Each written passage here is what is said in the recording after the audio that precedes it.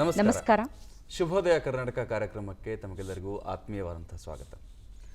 ಕಾಳಿದಾಸ ತನ್ನ ಮೊದಲೇ ಕಾವ್ಯ ಬರೀತಾನಲ್ಲ, ಆ ಬರೆದಾಗ ಆತನ ಸಮಕಾಲೀನರು ಅದನ್ನ ಒಪ್ಕೊಳ್ಳೋದಿಲ್ವಂತೆ. ಆವಾಗ ಅದನ್ನು ಕುರಿತಾಗಿ ಒಂದು ಶ್ಲೋಕ ಬರೀತಾನೆ. ಪುರಾಣಮಿತ್ಯೇವ ನ ಸಾಧು ಸರ್ವಂ ನ ಚಾಪಿ ಕಾವ್ಯಂ ನವಮಿತ್ಯವದ್ಯಂ ಸಂತಃ ಪರೀಕ್ಷಾನ್ಯತರದ್ ಭಜಂತೆ ಮೂಢ ಪರಪ್ರತ್ಯೇನೆಯ ಬುದ್ಧಿ ಅಂತ. ಅಂದರೆ ಹಳೇದು ಅಂತಂದರೆ ಎಲ್ಲವೂ ಒಳ್ಳೆಯದಲ್ಲ, ಹೊಸದು ಅಂತಂದರೆ ಎಲ್ಲವೂ ಕೆಟ್ಟದ್ದಲ್ಲ. ಯಾರು ತಿಳಿದವರಿದ್ದಾರೆ, ಸ್ವಂತ ಬುದ್ಧಿ ಉಳ್ಳವರಿದ್ದಾರೆ, ಅವರು ಅದನ್ನು ಪರೀಕ್ಷಿಸಿ ಒಪ್ಪಿಕೊಳ್ತಾರೆ. ಬೇರೆಯವರು ಅರ್ಥವಾಗದಿದ್ದವರು ಪರರ ಮಾತನ್ನು ನಂಬಿ ಅದು ಸರಿಯೋ ತಪ್ಪು ಅಂತ ನಿರ್ಧಾರ ಮಾಡ್ತಾರೆ ಅಂತ. ಕಲೆಯಲ್ಲಿ ಪ್ರತಿದಿನವೂ ಒಂದು ಹೊಸ ನಾವೀನ್ಯತೆ ಬರಬೇಕು. ಯಾಕೆ ಈ ವಿಚಾರ ಹೇಳ್ತಿದ್ದೀನಿ ಅಂತಂದರೆ, ಕಲೆ ಪರಂಪರಾಗತವಾಗಿ ಬಂದಿದ್ದರೂ ಕೂಡ ಅದರಲ್ಲಿ ನಾವೀನ್ಯತೆಯನ್ನು ಕಂಡುಕೊಂಡು ನಾವೀನ್ಯತೆಯನ್ನು ಬೆಳೆಸಿಕೊಂಡಿರುವಂಥ ಕಲಾವಿದ ಇವತ್ತು ನಮ್ಮ ಜೊತೆಗಿದ್ದಾರೆ. ಖಂಡಿತ ನೀವು ಹೇಳಿದ್ರಿ ಹಳೇದು ಹೊಸದು ಅನ್ನೋಂಥದ್ದು. ಹಳೇದು ಅಂದರೆ ನಾವು ಚಿಕ್ಕ ಮಕ್ಕಳಾಗಿದ್ದಾಗ ಮಣ್ಣಲ್ಲಿ ಮನೆ ಕಟ್ಟೋದನ್ನು, ಮಣ್ಣಲ್ಲಿ ಗಣಪತಿ ಮಾಡೋದನ್ನು ನೋಡಿದ್ವಿ. ಆದರೆ ಈಗಿನ ಕಾಲದ ಮಕ್ಕಳಿಗೆ ಮಣ್ಣಲ್ಲಿ ಆಡೋದೇ ಸಿಗಲ್ಲ, ಮಣ್ಣೇ ಸಿಗಲ್ಲ, ಸಿಕ್ಕರೂ ಕೂಡ ಆಟ ಆಡೋದಕ್ಕೆ ಬಿಡೋದಿಲ್ಲ. ಹೀಗಾಗಿ ಏನು ಅಂದರೆ, ಒಂದೇ ಸಾಲಲ್ಲಿ ಇವತ್ತಿನ ಅತಿಥಿ ಬಗ್ಗೆ ಹೇಳಬೇಕು ಅಂದರೆ, ಮರಳು ಚಿತ್ರಕಲೆಗೆ ಮರುಳಾದ ಇವರ ಕಲೆ ನೋಡಿ ಮರುಳಾಗದವರೇ ಇಲ್ಲ ಅಂತ ಹೇಳಬಹುದು. ಆದರೆ ಮರಳು ಚಿತ್ರ ಅಂದ ತಕ್ಷಣ ಮತ್ತೊಂದು ವಿಷಯ ಏನಂದರೆ, ಸಮುದ್ರದ ದಡದಲ್ಲಿ ಒಂದು ರಾಶಿ ಮರಳು ಹಾಕೊಂಡು ದೊಡ್ಡ ಕಲಾಕೃತಿ ಮಾಡೋದು ಥಟ್ಟಂತ ಕಣ್ಮುಂದೆ ಬರುತ್ತೆ. ಆದರೆ ಇವರ ಕಲೆ ಹೇಗೆಂದರೆ, ಒಂದು ಹಿಡಿ ಮರಳಲ್ಲಿ ಕ್ಷಣ ಮಾತ್ರದಲ್ಲಿ ಪರದೆ ಮೇಲೆ ಅದ್ಭುತವಾದ ಕಲಾಕೃತಿಯನ್ನು ಬಿಡಿಸ್ತಾರೆ. ಸೊ ಅಂಥ ಅದ್ಭುತವಾದ ಮರಳು ಚಿತ್ರಕಲೆ ಕಲಾವಿದರು ಯಾರು, ಅವರ ಕಿರು ಪರಿಚಯವನ್ನು ನೋಡ್ಕೊಂಡು ಬರೋಣ ಬನ್ನಿ.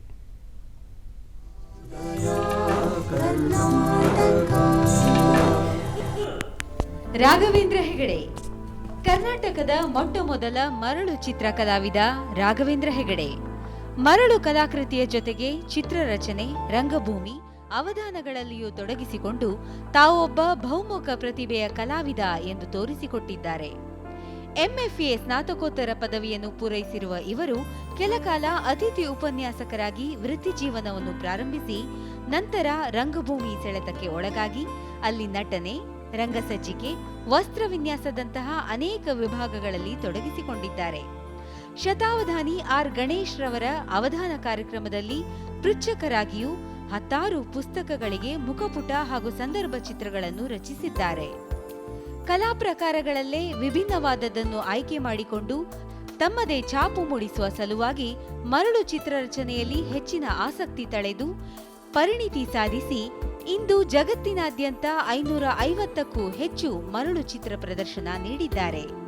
2010ರಲ್ಲಿ ಪ್ರಾರಂಭವಾದ ಈ ಕಲಾಯಾನ ಈವರೆಗೆ ರಾಷ್ಟ್ರ, ಅಂತಾರಾಷ್ಟ್ರೀಯ ಮಟ್ಟದಲ್ಲಿ ಖ್ಯಾತಿ ಗಳಿಸಲು ಅನುವಾಗಿದೆ. 2007ರಲ್ಲಿ ಮಾಜಿ ರಾಷ್ಟ್ರಪತಿಗಳಾಗಿದ್ದ ಡಾಕ್ಟರ್ ಎಪಿಜೆ ಅಬ್ದುಲ್ ಕಲಾಂ ರವರಿಗೆ ಸ್ವತಃ ಕಲಾಕೃತಿಯನ್ನು ರಚಿಸಿ ಕೊಡುಗೆಯಾಗಿ ಕೊಟ್ಟಿರುವುದು ಇವರ ಹೆಗ್ಗಳಿಕೆ. ಬಹುಮುಖಿ ಪ್ರತಿಭೆಯ ಅಪರೂಪದ ಈ ಕಲಾವಿದನಿಗೆ ರಾಷ್ಟ್ರ, ಅಂತಾರಾಷ್ಟ್ರೀಯ ಮಟ್ಟದಲ್ಲಿ ಹಲವು ಪ್ರಶಸ್ತಿ, ಗೌರವಗಳು ಲಭಿಸಿವೆ. ಇಂತಹ ಅದ್ಭುತ ಕಲಾಕಾರ ನಮ್ಮ ಇಂದಿನ ಶುಭೋದಯ ಕರ್ನಾಟಕ ಕಾರ್ಯಕ್ರಮದಲ್ಲಿ ಅತಿಥಿಯಾಗಿ ಆಗಮಿಸಿದ್ದು, ಇವರನ್ನು ನಮ್ಮ ಕಾರ್ಯಕ್ರಮಕ್ಕೆ ಅತ್ಯಂತ ಗೌರವಪೂರ್ವಕವಾಗಿ ಸ್ವಾಗತ ಕೋರುತ್ತೇವೆ. ಶುಭೋದಯ ಕರ್ನಾಟಕ. ಹಾಗಾದ್ರೆ ಬನ್ನಿ, ಅದ್ಭುತ ಪ್ರಯೋಗಶೀಲ ಮರಳು ಚಿತ್ರಕಲೆ ಕಲಾವಿದರಾದ ರಾಘವೇಂದ್ರ ಹೆಗಡೆ ಅವರನ್ನ ಸ್ವಾಗತಿಸೋಣ. ಸರ್, ನಿಮಗೆ ಶುಭೋದಯ ಕರ್ನಾಟಕ ತಂಡದ ಪರವಾಗಿ ಆತ್ಮೀಯ ಸ್ವಾಗತ ಸರ್. ನಮಸ್ಕಾರ. ಬಹಳ ಖುಷಿ ಆಗ್ತಾ ಇದೆ ನಿಮಗೆ ಈ ಸ್ಥಾನದಲ್ಲಿ ನೋಡೋಕ್ಕೆ. ಜೊತೆಗೆ ಸರ್, ಈಗ ಅಂದರೆ ಮೊದಲಿಗೆ ನಿಮ್ಮ ಶಿರಸಿ ಕರ್ಕೊಂಡು ಹೋಗ್ಬೇಕು ನಮಗೆ. ಯಾಕಂದರೆ ನಾನು ಹೇಳಿದೆ, ಚಿಕ್ಕಂದಿನಲ್ಲಿ ಮರಳಲ್ಲಿ ಆಟ ಆಡೋದನ್ನು ನೋಡಿರ್ತೀವಿ, ಆದರೆ ಅದು ಒಂದು ಕಲೆ, ಒಂದು ವೃತ್ತಿಯನ್ನಾಗಿ ಸ್ವೀಕರಿಸೋದು ಅಂದರೆ ಅದು ಸುಲಭದ ಮಾತಲ್ಲ. ಬಹಳ ಕರ್ನಾಟಕದ ಮಟ್ಟಿಗೆ ಹೇಳಬೇಕು ಅಂದರೆ ಅಪರೂಪ ಅಂತ ಹೇಳ್ಬೋದು. ಇದಕ್ಕೆ ಬಾಲ್ಯದಲ್ಲಿ ಯಾವ ರೀತಿ ಬುನಾದಿಯನ್ನು ಹಾಕಿಕೊಟ್ಟಿತ್ತು ಅಂತ? ಎಲ್ಲರಿಗೂ ನಮಸ್ಕಾರ, ವೀಕ್ಷಕರಿಗೆ ಮತ್ತು ಸಂದರ್ಶಕರಿಗೆ. ಏನು ನನ್ನ ಬಾಲ್ಯದ ಬಗ್ಗೆ ಕೇಳ್ತಾ ಇದ್ದೀರಿ.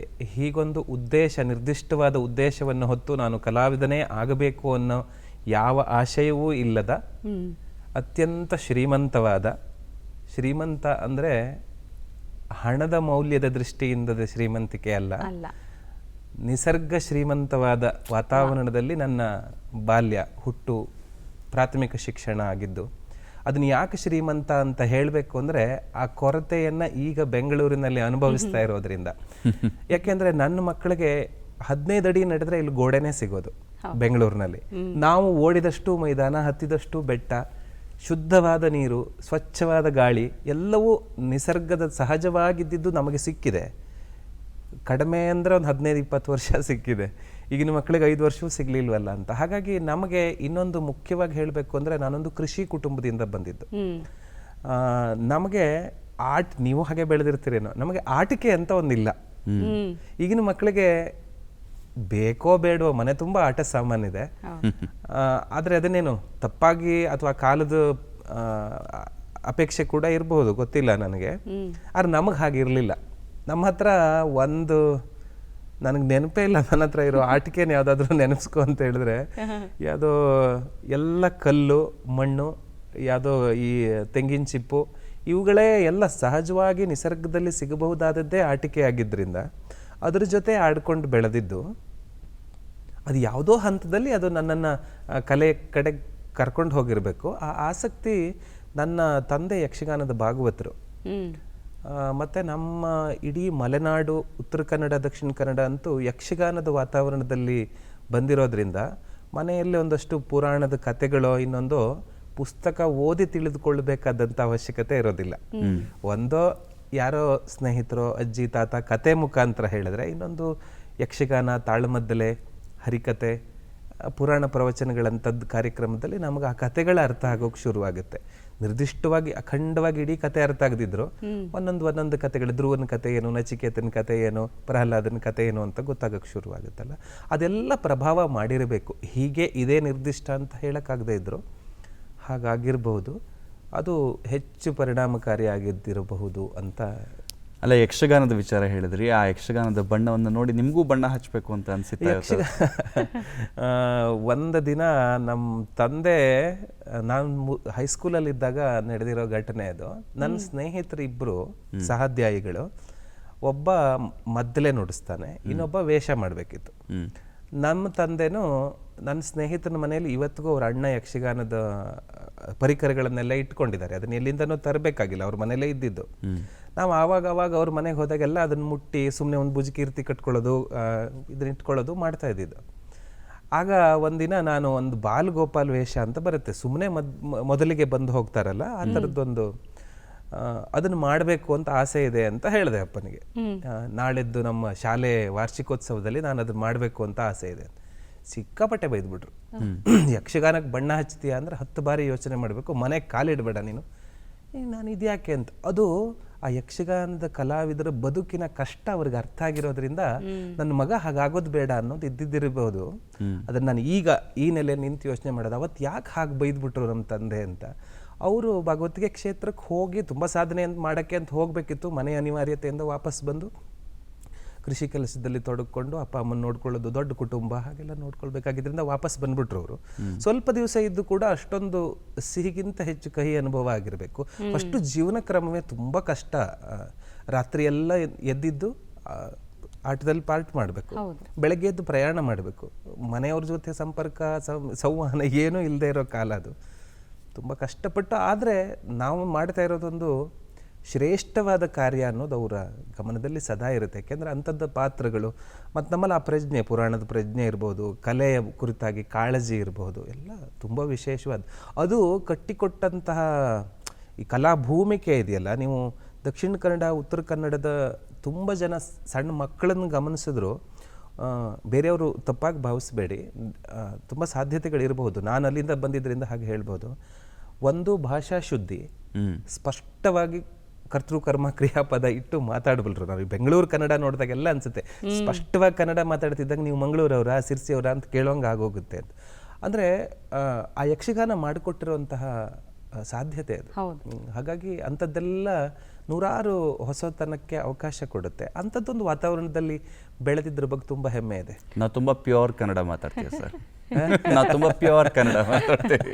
ಅಲ್ಲ, ತಂದೆ ಬೈದಿದ್ದಕ್ಕೆ ಅಲ್ಲಿಗೆ ಆ ವಿಚಾರ ಬಿಟ್ರಿ ಅಂತ ಅನ್ಕೊಳ್ತೀವಿ. ಹಾಗಾದ್ರೆ ಈ ಕಲೆಯಲ್ಲಿ ಆಸಕ್ತಿ ಬಂದಿದ್ದು, ಫೈನ್ ಆರ್ಟ್ಸ್ ಮಾಡಬೇಕು ಅನ್ನೋಂಥದ್ದೇ ಹೇಗೆ ಬಂತು ಅಂತ? ಅದು ಹೈಸ್ಕೂಲಲ್ಲಿ ಇರೋವಾಗ ಅಂತ ಹೇಳಿದ್ನಲ್ಲ, ನನ್ನ ಮೋಸ್ಟ್ಲಿ ಏನು ಹೇಳಬೇಕು, ನನ್ನ ಶಿಕ್ಷಣದ ಕ್ರಮದಲ್ಲಿ ನಾನೇನು ಅಂಥ ಪ್ರಚಂಡ ವಿದ್ಯಾರ್ಥಿ ಏನಲ್ಲ, ಕ್ಲಾಸಿಗೆ ಫಸ್ಟ್ ಬರೋದು ಆ ಥರ ಆ ಕಲ್ಪನೆಯೇ ಇರಲಿಲ್ಲ. ನಾವು ಓದಬೇಕು, ಬರೀಬೇಕು, ಅದೇನೋ ಮಾರ್ಕ್ಸ್ ತೊಗೋಬೇಕು ಅಂತ. ಯಾಕೆಂದ್ರೆ ಜೊತೆ ಇದ್ದವ್ರು ಎಲ್ಲರೂ 40ರವರೇ ಆಗಿದ್ದರಿಂದ 35ರವನಿಗೆ ಬೇಜಾರಿರಲಿಲ್ಲ. ಎಲ್ಲ ಡಿಸ್ಟಿಂಕ್ಷನ್ ಬರೋರು, ಟ್ಯೂಷನ್ಗೆ ಹೋಗೋ ಥರದ್ದು ವಾತಾವರಣವೇ ಇರಲಿಲ್ಲ. ಆದರೆ ಎಲ್ಲರೂ ಸಮರ್ಥವಾಗಿ ಜೀವನ ಮಾಡ್ಕೊಂಡು ಹೋಗಬಲ್ಲರು.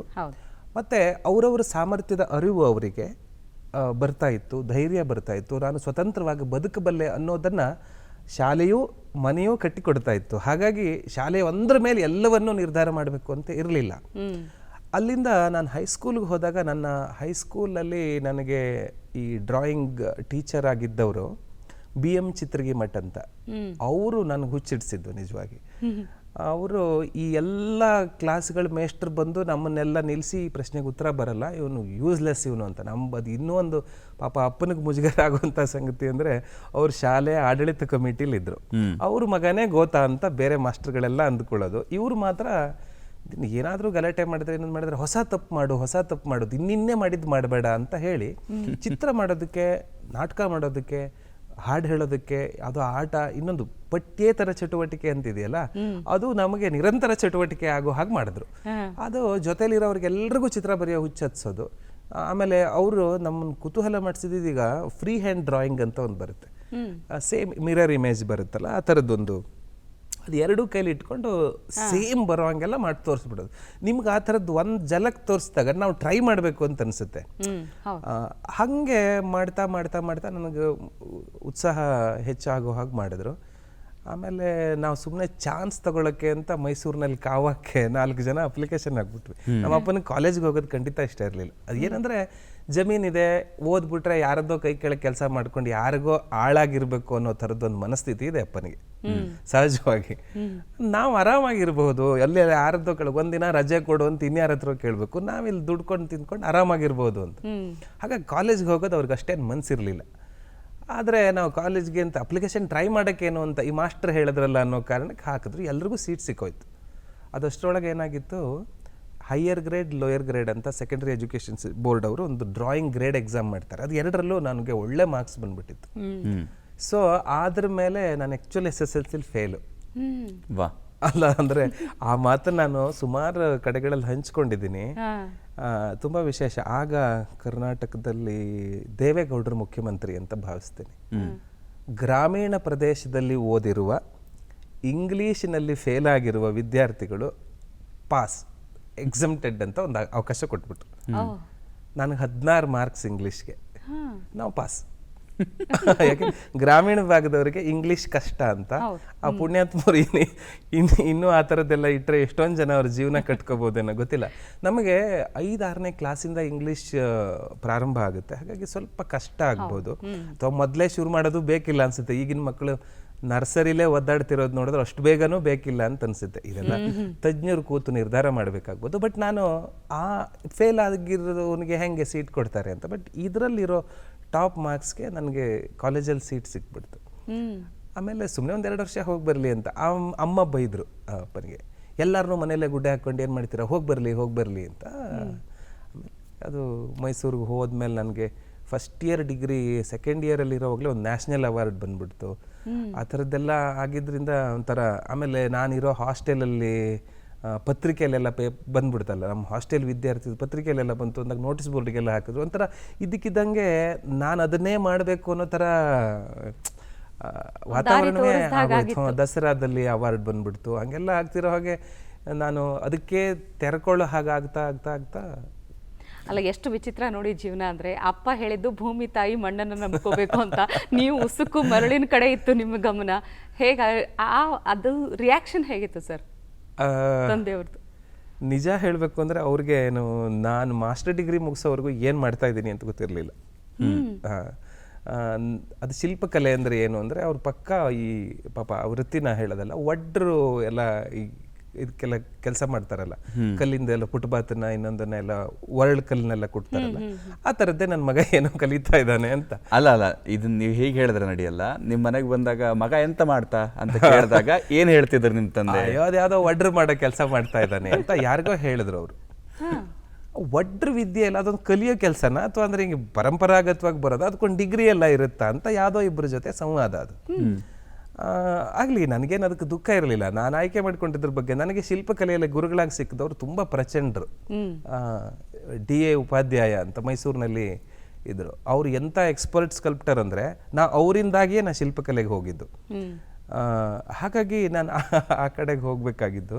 ಈ ಮಣ್ಣು ಅಂತ ಹೇಳಿದಾಗ ನನಗೆ ಶಿಲ್ಪಕಲೆಯಲ್ಲಿ ಸ್ನಾತಕೋತ್ತರ ಪದವಿ ಚಿತ್ರಕಲಾ ಪರಿಷತ್ತಲ್ಲಿ ಮುಗಿಸಿ 4-5 ವರ್ಷ ಆಗುವವರೆಗೂ ನಾನು ಮತ್ತೆ ಮಣ್ಣಿನಂಥದ್ದೇ ಒಂದು ಮಾಧ್ಯಮದಲ್ಲಿ ನನ್ನ ಕಲಾ ಮಾಧ್ಯಮವಾಗಿ ಅಥವಾ ಜೀವನಕ್ಕೆ ಅದೊಂದು ಏನು ಪೋಷಕವಾದ ಪ್ರೇರಕವಾದ ಅಂಶ ಆಗುತ್ತೆ ಅಂತ ನಾನು ಭಾವಿಸಿರಲಿಲ್ಲ. ಶಿಲ್ಪಕಲೆಯಲ್ಲಿ ಮಾಡುವಾಗ ನನಗೆ ಯಾರೂ ಮಾಡದೇ ಇರೋದು ಮಾಡ್ಬೇಕು, ಅದೊಂದು ಭಾರಿ ಹುಚ್ಚಿದ್ದು. ನನಗೆ ನೀವೇನಾದ್ರು ಮಾಡ್ತೀರಾ ಅಂತ ಗೊತ್ತಾದ್ರೆ ನಾನು ಆ ಕಡೆ ತಲೆನೂ ಹಾಕಲ್ಲ. ನಿಮ್ಮ ಬಗ್ಗೆ ಗೌರವ ಇರುತ್ತೆ, ನೀವು ಮಾಡ್ತಿರೋ ವಿದ್ಯೆ ಬಗ್ಗೆ ಇರುತ್ತೆ, ಎಲ್ಲ ಇರುತ್ತೆ. ನಾನು ಪ್ರಯತ್ನ ಮಾಡಬೇಕು ಅಂತಿಲ್ಲ. ನನಗೆ ಈ ರೋಲ್ ಮಾಡೆಲ್ಗಳು ಕಂಡಾಗೆಲ್ಲ ನನಗೊಂದು ರೋಲ್ ಮಾಡೆಲ್ ಅಂತಲೇ ಇಲ್ಲ, ಗೊತ್ತಾ ವಿಚಿತ್ರ ಅಂದರೆ ಅಂದರೆ ಇಡಿಯಾಗಿ ಇಲ್ಲ ಅಂತ.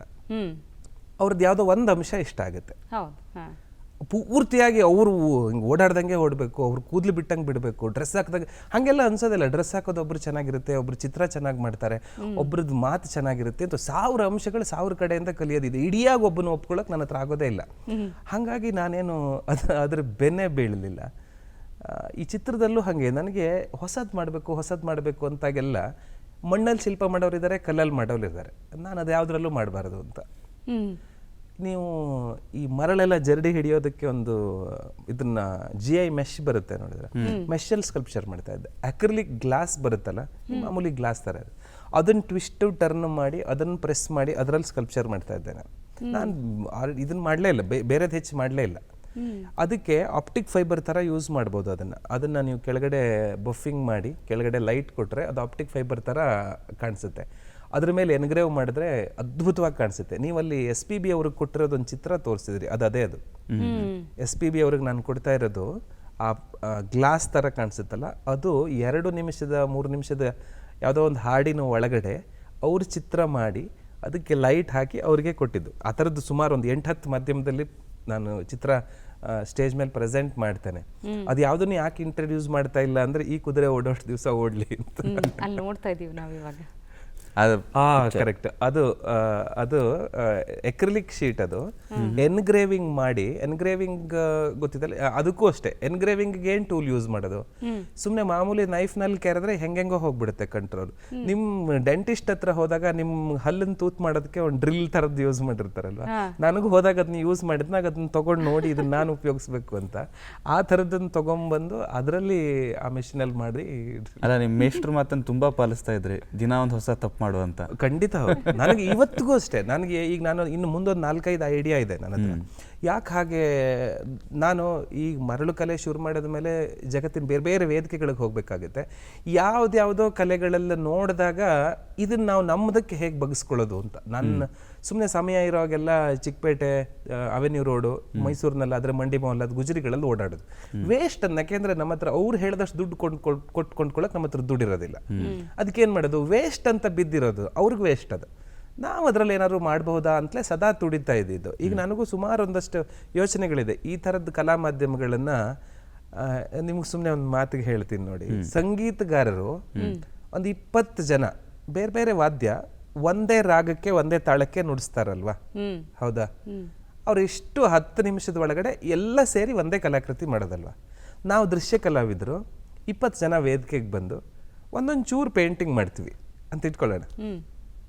ಕೊನೆಯಲ್ಲಿ ಅದೆಲ್ಲ ಸೇರಿದ್ರೆ ಒಂದು ದೊಡ್ಡ ಕಲಾಕೃತಿ ಯಾಕೆ ಆಗಬಾರ್ದು? ಹಂಗೆ ಯಾಕೆ ನಾವು ಸಿದ್ಧತೆ ಮಾಡ್ಕೊಳ್ಬಾರ್ದು? ಈಗ ಅವರು ಪ್ರಾಕ್ಟೀಸ್ ಮಾಡಿರ್ತಾರೆ, ನಾವು ಹಾಗೊಂದು ರಿಹರ್ಸಲ್ ಮಾಡಿ. ಯಾಕೆಂದ್ರೆ ಕಲೆ ಇವತ್ತು ಪೇಂಟಿಂಗ್ಗಳ ಮಾರಾಟ ಆಗ್ತಿಲ್ಲ ಅನ್ನೋದು ದೊಡ್ಡ ಸಮಸ್ಯೆ.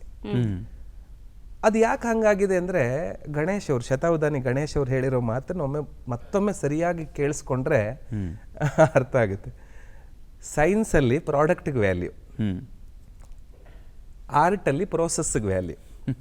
ನೀವು ಪ್ರೋಸೆಸ್ಸನ್ನೆಲ್ಲ ಸ್ಟುಡಿಯೋದಲ್ಲಿ ಮಾಡಿ ಪ್ರಾಡಕ್ಟ್ ಅಂತಂದು ಗ್ಯಾಲರಿಲಿ ಹಾಕಿದ್ರೆ ಯಾರು ಬಂದು ನೋಡ್ತಾರೆ? ಪ್ರೋಸೆಸ್ ಬೇಕು ನನಗೆ. ನೀವು ಮಾಡ್ತಾ ಇರೋದನ್ನ ನೋಡಿದ್ರೆ ನನಗೆ ಖುಷಿಯಾಗುತ್ತೆ.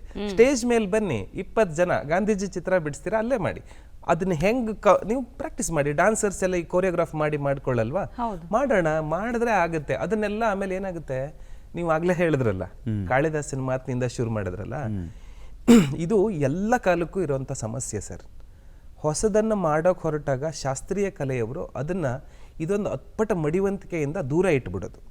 ನಿಜ. ಅವರು ಒಂದು ಸ್ವಲ್ಪ ಇವರು ಯಾವುದನ್ನು ಶಾಸ್ತ್ರ ಅಂತಾರೋ ಅದು ಕೂಡ ಯಾವುದೋ ಒಂದು ಕಾಲದಲ್ಲಿ ಪ್ರಯೋಗವೇ ಆಗಿರಬೇಕು ಅಲ್ವಾ?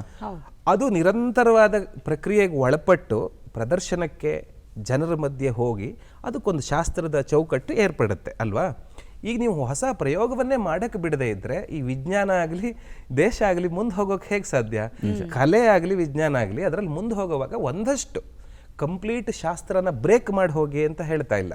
ಡಿ ವಿ ಜಿ ಅವ್ರ ಮಾತನ್ನು ತಗೊಂಡ್ರೆ ಋಷಿವಾಕ್ಯದೊಡನೆ ವಿಜ್ಞಾನ ಕಲೆ ಮೇಳೈಸೆ ಅಂತ ಮಾಡಿಕೊಂಡ್ರೆ ಅವಾಗ ಆ ಪ್ರಯೋಗಗಳಿಗೆಲ್ಲ ಬರುತ್ತೆ. ನಾನು ಹೇಳೋದು ನಮ್ಮ ಕಲಾವಿದರುಗಳು ಈಗ ಪ್ರತಿ ವರ್ಷ degree BFA MFA BVA MVA ಅಂತೆಲ್ಲ ಇದೆಯಲ್ಲ, ಇಷ್ಟು ಜನ 2,000 ಜನ ಆಚೆ ಬರ್ತಾ ಇದ್ದಾರೆ.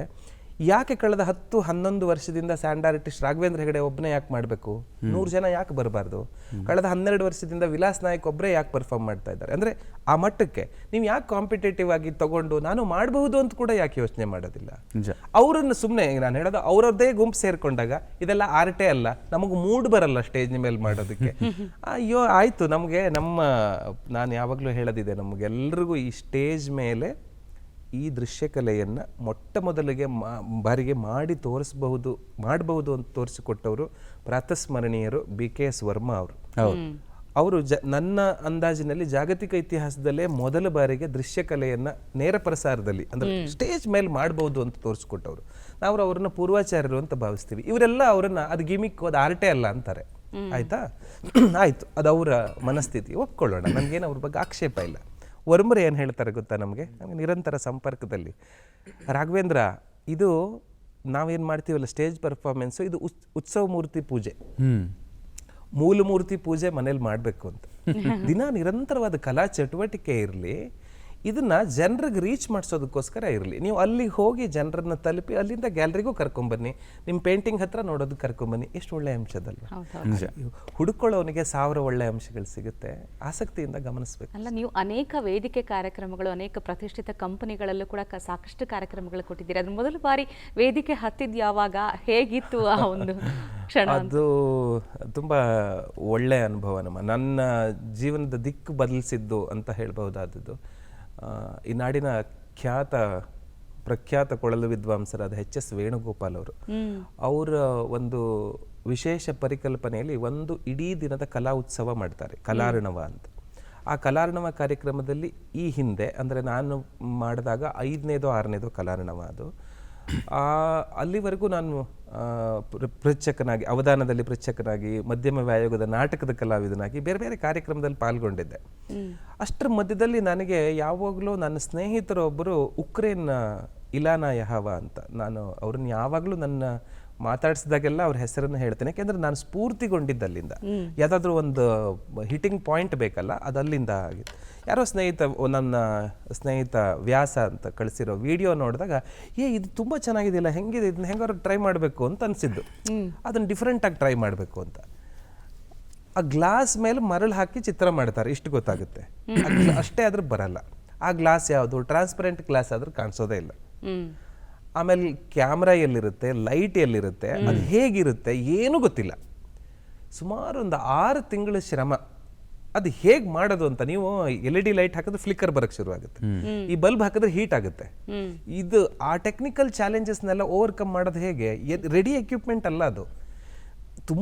ತುಂಬ ಒದ್ದಾಟ ಆಗಕ್ಕೆ ಶುರುವಾಗ್ತಿದ್ದಂಗೆ ನಿಧಾನಕ್ಕೆ ಒಂದು ದಿವಸ ಸುಮಾರಾಗಿ ಬರ್ತಾ ಇದೆ ಅಂತ ಗೊತ್ತಾದಾಗ ಏನಕ್ಕೋ ಬಂದವರು ವೇಣು ಸರ್ ಹತ್ರ ಹೇಳಿದೆ, ಸರ್ ಈ ಥರ ಒಂದು ಮಾಡ್ತಾ ಇದ್ದೀನಿ ಅಂತ. ಮಾಡಿ ಏನು ಬರ್ತಾ ಇದೆ ನೋಡೋಣ ಅಂತ ಸ್ಟುಡಿಯೋದಲ್ಲೇ ನಂದೊಂದು ಸೀತಾ ಸರ್ಕಲ್ ಹತ್ರ ಪುಟ್ಟದೊಂದು ಸ್ಟುಡಿಯೋ ಇದೆ, ಟ್ರೈ ಮಾಡಿದ್ವಿ. ಅವ್ರ ಸ್ನೇಹಿತರಿಗೆಲ್ಲ ಕರೆದ್ರು, ನೋಡ್ರಿ ಏನು ಮಜಾ ಇದೆ ಇದು, ಇದನ್ನ ಮಾಡೋದೇ ಬಾರಿ ಕಲಾರ್ಣವದಲ್ಲಿ. ಕಲಾರ್ಣವ ಜೂನ್ 5, 2010 ಮೊದಲ ಅಲ್ಲ, ನೀವು ಮೊದಲ ಕಲಾಕೃತಿ ಅಂತ ಹೇಳ್ತಿದ್ರಿ. ಆ ಕಲೆ ಒಂದು ಪ್ರದರ್ಶನ ನೋಡಿಕೊಂಡು ಜನರಿಗೆ ಇನ್ನಷ್ಟು ಕ್ಲಾರಿಟಿ ಕೊಟ್ಬಿಡೋಣ. ನೀವು ಮಾಡಿದಂತಹ ಒಂದು ಕಲಾಕೃತಿಯ ಒಂದು ವಿಡಿಯೋ ಇದೆ, ನೋಡ್ಕೊಂಬರೋಣ. ಈಗ ನೀವು ಮಾಡಿದಂಥ ಒಂದು ವಿಡಿಯೋ ಏನು ಅವ್ರು ಮಾಡಿರುವಂತಹ ಒಂದು ಕಲಾಕೃತಿಯ ವಿಡಿಯೋ ಇದೆ, ಅದನ್ನು ನೋಡ್ಕೊಂಡು ಬರೋಣ.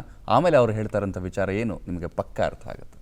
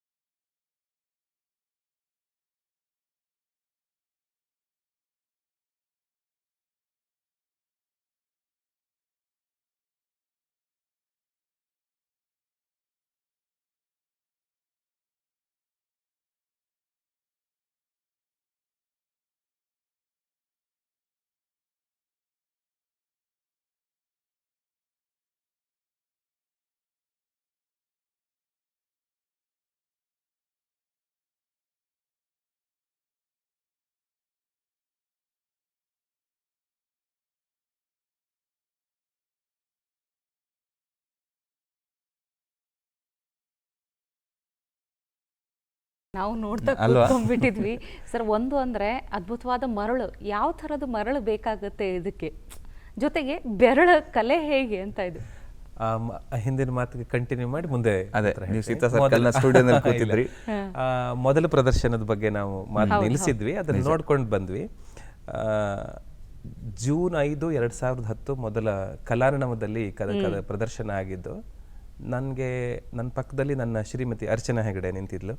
ಅವಳು ಅದು ಕಲರ್ ಚೇಂಜ್ ಮಾಡಬೇಕು, ಕೆಲವು ಬಾರಿ ಸನ್ನಿವೇಶಕ್ಕೆ ತಕ್ಕ ಹಾಗೆ ಬಣ್ಣ ಬದಲಾಗಬೇಕು ಬೆಳಕಿಂದು. ಹಾಗಾಗಿ ಅದನ್ನೆಲ್ಲ ಅವಳು ಮಾಡ್ತಾ ಇದ್ಲು. ನಮಗೆ ಕ್ಯಾಮ್ರಾ ಎಲ್ಲಿ ಇಟ್ಕೋತಾರೆ ಅಂತ ನಿಜವಾಗ್ಲೂ ಗೊತ್ತಿರಲಿಲ್ಲ. ಜಿಮ್ಮಿ ಜಿಪ್ ಅಂತ ಒಂದಿರುತ್ತೆ, ಬೂಮ್ ರಾಡ್ ಅಂತ ಒಂದಿರುತ್ತೆ, ಅದಕ್ಕೆ ಸಹಿತ ಗೊತ್ತಿಲ್ಲದಿರೋರು ನಾವು. ನನಗೇನು ಈ ಟೆಕ್ನಾಲಜಿ ಸೈಡ್ ಏನೂ ಗೊತ್ತಿರಲಿಲ್ಲ. ನನಗೆ ಏನು ಮಾಡಿದ್ವಿ, ಒಂದು ಏಣಿ ಹಾಕಿ ಕ್ಯಾಮ್ರಾಮನ್ನ ನಮ್ಮ ತಲೆ ಮೇಲೆ ನಿಲ್ಲಿಸ್ಕೊಂಡಿದ್ವಿ. ನನಗೆ ಅಲ್ಲಾಡೋಕ್ಕೂ ಜಾಗ ಇರಲಿಲ್ಲ, ಸುತ್ತ ಎಲ್ಲೂ ಅಲ್ಲಾಡೋಕ್ಕಾಗ್ತಿರ್ಲಿಲ್ಲ. ನಮಗೆ ಗೊತ್ತಿರಲಿಲ್ಲ. ಆಮೇಲೆ ಸ್ಟಿಲ್ ಫೋಟೋನು ಎಲ್ಲಾದರೂ ಒಳ್ಳೆ ಚೆನ್ನಾಗಿ ಬಂದಿರೋದು ಮಿಸ್ ಆಗಬಾರ್ದು ಅಂತ ಇನ್ನೊಂದು ಕಡೆಯಿಂದ ಏಣಿ ಹಾಕಿ ಮತ್ತೊಂದು ಸ್ಟಿಲ್ ಫೋಟೋಗ್ರಾಫರ್ನ ಮೇಲ್ಗಡೆನೇ ನಿಲ್ಲಿಸ್ಕೊಂಡಿದ್ವಿ. ಬಿದ್ದರೆ ಎಲ್ಲರೂ ಗ್ಲಾಸ್ ಮೇಲೆ ಬೀಳಬೇಕು, ಎಲ್ಲೂ ಮೂವ್ ಆಗೋಕ್ಕಾಗದೇ ಇರೋಷ್ಟು ಜನ ಆ ಒಂದು ಟೇಬಲ್ ಮೇಲೆ ಹತ್ತಿರದಲ್ಲೇ ನಿಂತ್ಕೊಂಡಿದ್ವಿ ಎಲ್ಲರೂ. ಫಸ್ಟ್ ಬಾರಿ ಗಣೇಶ ಬರಿತಾ ಇರೋಂಗೆ ಜನ ಎಲ್ಲ ಹೋ ಅಂತ ಸಿಳ್ಳೆ ಚಪ್ಪಾಳೆ ಎಲ್ಲ ಬರ್ತಾ ಇರೋಂಗೆ ಬೇರೆ ಏನಾದ್ರು ಆಗ್ತಾ ಇದೆಯಾ ಅಂತ ಕೇಳ್ತಾ ಇದ್ಲು ಅವಳು. ಅಂದರೆ ಅದು ನಮಗೆ ಬರ್ತಾ ಇರೋದು ಅಂತ ಕೂಡ ನಮಗೆ ನಿರೀಕ್ಷೆ ಇಲ್ಲ. ಅಷ್ಟು ತುಂಬ ಪ್ರೀತಿಯಿಂದ ಜನ ಅದ್ರ ನೋಡಿ. ಆಮೇಲೆ ಇನ್ನೊಂದು ಬಾರಿ 2-3 ಲಕ್ಷ ಜನರ ಎದುರುಗಡೆ ಎಲ್ಲ, ಕೊಪ್ಪಳ ಜಾತ್ರೆಯಲ್ಲಂತೂ 6-7 ಲಕ್ಷ ಜನರ ಎದುರುಗಡೆ ಎಲ್ಲ ಪರ್ಫಾರ್ಮ್ ಮಾಡಿದಾಗ ಇಷ್ಟೇ, ಅದೊಂದು ಎನರ್ಜಿ ಬೂಸ್ಟರ್ಸ್. ನನ್ನ ಈಗೋ ಬೂಸ್ಟರ್ಸ್ ಅಲ್ಲ, ಎನರ್ಜಿ ಬೂಸ್ಟರ್ಸ್. ನಮಗೆ ನಾವು ಹೋಗ್ತಿರೋ ದಾರಿ ಸರಿ ಇದೆ, ಮಾಡ್ತಿರೋ ಕೆಲಸ ಸರಿ ಇದೆ, ಸಮಾಜ ಒಪ್ಪಿದೆ, ಜನ ಸ್ವೀಕರಿಸಿದ್ದಾರೆ ಅಂದಾಗ ಅಲ್ಲಿ ಇನ್ನಷ್ಟು ಮಾಡುವಂತಹ ಉತ್ಸಾಹ, ಉಮೇದಿ ಬರುತ್ತೆ. ನೀವು ಕೇಳಿದ ಪ್ರಶ್ನೆಗೆ ಈಗ ಉತ್ತರ, ಮರಳು ಇಲ್ಲಿ ಬಳಸುವಂಥ ಮರಳು ಒಂದು ಸ್ವಲ್ಪ ಅಂದರೆ ಈಗಿಲ್ಲಿ ಕಲಾವಿದರು ಹೇಗೆ ಬಣ್ಣಗಳನ್ನು ಆಯ್ಕೆ ಮಾಡ್ಕೊಳ್ತಾರೋ ಹಾಗೆ, ಅಂದರೆ ಈಗ ಕೆಲವು ಕಲಾವಿದರಿಗೆ ಕೆಲವು ಟೋನು ಇದು ಇಷ್ಟ ಆಗೋ ಹಾಗೆ, ತುಂಬ ಬಿಳಿ ಮರಳಾಗ್ಬಿಟ್ರೆ ಟ್ರಾನ್ಸ್ಪರೆಂಟ್ ಆಗಿ ಹೋಗುತ್ತೆ, ಶೇಡ್ ಕಾಣಿಸೋದಿಲ್ಲ. ತುಂಬ ಕಪ್ಪಾಗ್ಬಿಟ್ರೆ ಅದರೊಳಗೆ ಆ ಟೋನಲ್ ಗ್ರೇಡಿಯೇಷನ್ಸ್ ಕಾಣಿಸಲ್ಲ.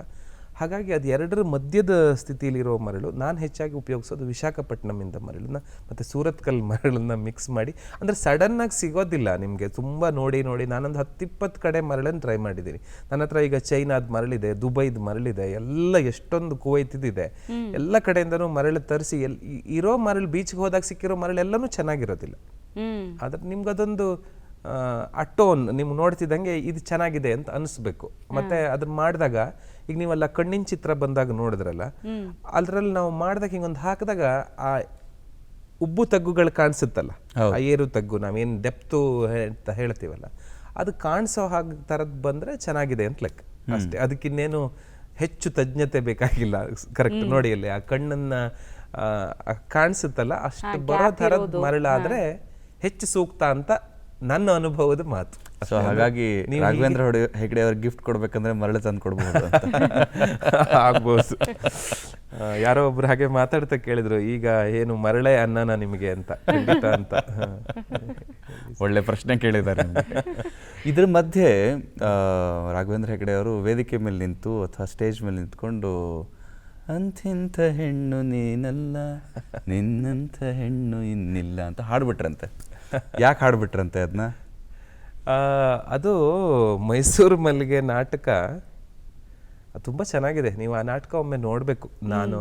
ಕನ್ನಡ ಬರೋರೆಲ್ಲರೂ ನರಸಿಂಹಸ್ವಾಮಿ ಅವ್ರ ಪದ್ಯಗಳನ್ನು ಕೇಳಬೇಕು, ಅವರೆಲ್ಲರೂ ಹಾಡಬೇಕು ಅಥವಾ ಆ ನಾಟಕವನ್ನು ನೋಡಬೇಕು. ಎಷ್ಟು ಚೆನ್ನಾಗಿ ಆ ನಾಟಕ ಸಂಯೋಜನೆ ಆಗಿದೆ ಅಂದರೆ, ಈಗ ತಾನೇ ನಾನು ಮಾತಾಡ್ತಾ ಹೇಳ್ತಾ ಇದ್ದೆ, ಆದರ್ಶ ಮತ್ತೆ ವಾಸ್ತವದ ತಾಕಲಾಟ ಇದೆಯಲ್ಲ, ಆ ಬರೀ ಆದರ್ಶ ಒಂದೇ ಬೆನ್ನು ಹತ್ತಿ ಹೋದ್ರೂ ಜೀವನ ಕಷ್ಟ ಆಗ್ಬೋದು, ದುರ್ಬರ ಆಗ್ಬೋದು. ಬರೀ ವಾಸ್ತವದಲ್ಲೇ ನಿಂತ್ಕೊಂಡ್ರು ಜೀವನಕ್ಕೊಂದು ಆದರ್ಶದ್ದೇ ಕೊರತೆ ಆಗ್ಬಹುದು. ಆದ್ರೆ ಎರಡರ ಮೇಳನ ಹೇಗೆ, ಆ ಸಂಯೋಜನೆ ಹೇಗೆ ಮಾಡ್ಕೋಬೇಕು ಅನ್ನೋದನ್ನ ಅಥವಾ ಅದರ ತಾಕಲಾಟಗಳನ್ನ ಆ ನಾಟಕದಲ್ಲಿ ಚಂದ ತೋರಿಸಿದ್ದಾರೆ. ಹೌದು, ನಾನು ನನ್ನ ಈ ಮರಳು ಕಲೆಯ ಜೀವನ ಆರಂಭ ಆಗೋ ಮೊದಲು 2010-12 ಸುಮಾರಾಗಿ ರಂಗಭೂಮಿಲಿ ತುಂಬಾನೇ ತೊಡಗಿಸ್ಕೊಂಡಿದ್ದೆ. ಮೈಸೂರಿನಲ್ಲಿದ್ದಾಗ ರಂಗಾಯಣದಲ್ಲಿ ಒಂದ್ ಸ್ವಲ್ಪ ಇದೆ, ಆಮೇಲೆ ಬೆಂಗಳೂರಿಗೆ ಬಂದ್ಮೇಲೆ ಇದು ನಮ್ಮ ಕಲಾಗಂಗೋತ್ರಿ ಜೊತೆ ತೊಡಗಿಸ್ಕೊಂಡೆ ಸುಮಾರು ನಾಟಕಗಳಲ್ಲಿ.